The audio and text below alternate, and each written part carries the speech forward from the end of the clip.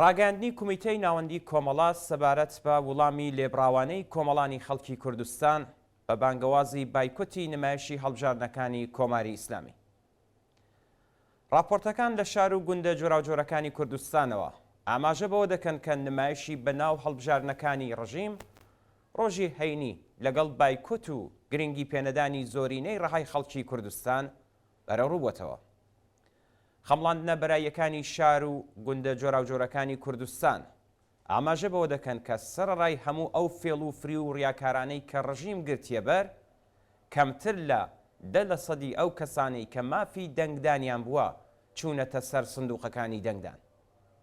بایکۆتەکە ئەوەندە بەرچاو و بەربڵاوە کە هیچ ئاستێک لە ساختە کاریە باوەکانی هەڵبژاردن لە کۆماری ئیسلامیدا ناتوانێت بیشارێتەوە.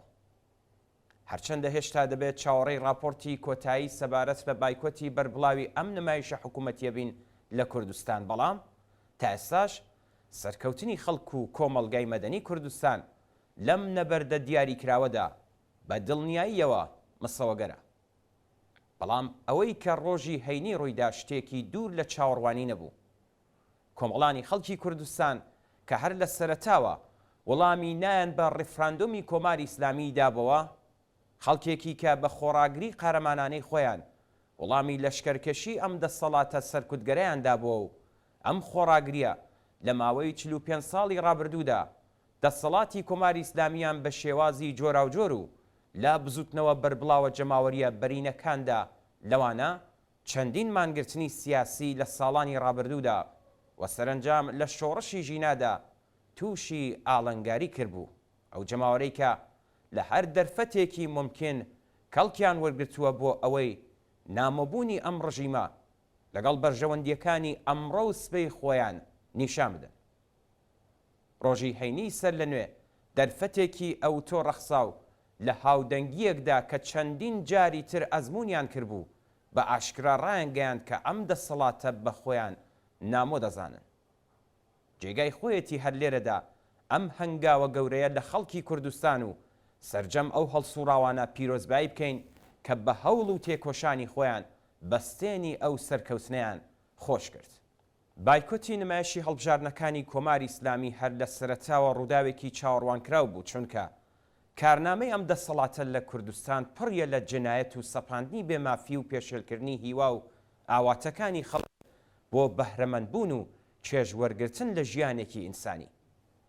بێگومان ئەو خەڵکەی کە بەردەوام بە زیندان و ئەشکەنجە و ئیعدام وەڵامی ویست و داواکاریە سەرەتاییەکانیان دراوەتەوە، خەڵکێکی کە بە درێژایی دەسەڵاتی کۆماری ئیسلامی بەردەوام بە مەبەستی پاساوکردن و ڕەوایەتیدان بە بێبەشیەکانیان هەروە نازناوی ناوچەی کەم بەهرەمەند و بێبەش سەرشانیان خۆرسایی دەکات.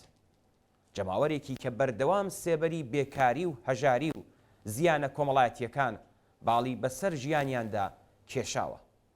خەڵکێکی کە بە ناچاری ڕوو لە کۆڵبەری دەکەن و گیان و ژیانی خۆیان دەخەنە گرەوی بەدەستهێنانی پاروەنانێک، جەماوەرێکی کە بە ناچاری بە مەبەستی پەیداکردنی کار ڕێگای کۆچکردن هەڵدەبژێرن و سەختیەکانی دوورکەوتنەوە لە بنەماڵەکانیان تەحەموڵ دەکەن، ڕۆژی هەینی لە هاوپشتیەکی بەهێزدا بە بایکۆتکردنی نمایشی هەڵبژاردنەکان نیشانیاندا کە سوورن لەسەر خەبات و خۆڕاگری لە پێناو دەستەبەرکردنی مافەڕەوەکانیان و هەر جارە و هەنگاوێکی گەورەتر بەرەو پێشەوە هەڵدەگرن.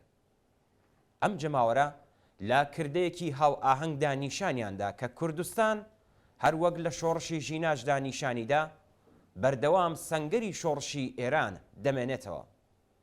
ئاشکرایە کە هێشتا تا گەیشتن بە سەرکەوتنی کۆتایی ڕێگایەکی دوور و درێژمان لە پێشە، بەڵام هاودەنگی و یەکگرتووی ڕۆژی هەینی لە وڵام بە بانگەوازی بایکۆتکردنی ئەم نمایشی هەڵبژاردنە و بزاوتی هیوا بەخشی کۆمەڵگەی مەدەنی کوردستان لە کردارێکی شکۆداری سیاسیدا نیشانیدا کە کۆمەڵانی خەڵک خەریکن خۆیان بۆ نەبەردە چارە نووسازەکانی داهاتوو ئامادە دەکەن. بەڵام بایکۆتی نمایشی هەڵبژاردنەکان لە کوردستان پێویستە لە پەیوەندی و هاو ئاهەنگی لەگەڵ زۆربەی هەرە زۆری خەڵک لە سەراسەری ئێرانیشدا ببینرێت.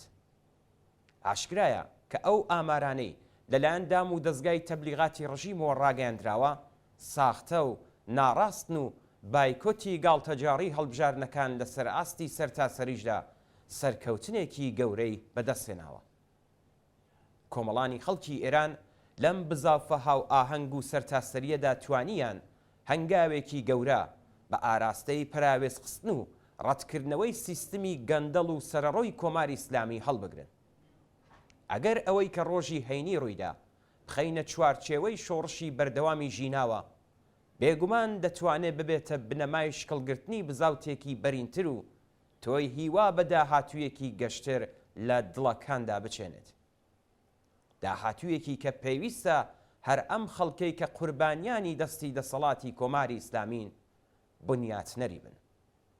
کۆمیتەی ناوەندی کۆمەڵا ڕێکخراوی کوردستانی حیزبی کۆمۆنیستی ئێران 11 ڕەشەمەی 1402 هەتاوی بەرابەر لەگەڵ 1 مارسی 2024 زەینی.